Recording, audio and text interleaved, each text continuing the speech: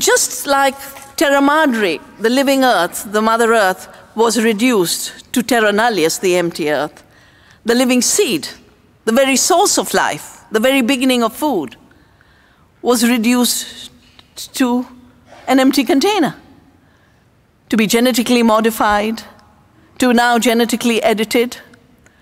And all the steps in what is called improvement of the seed are in effect a violation of the sacredness of the seed.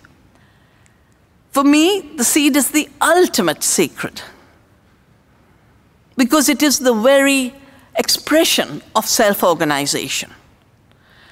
Having been saving seeds now since 1987, for me it's a miracle that I can plant a tiny mustard seed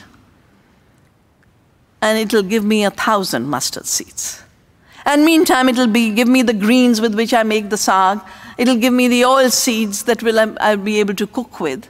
It'll give all the pollinators and the butterflies and bees their food.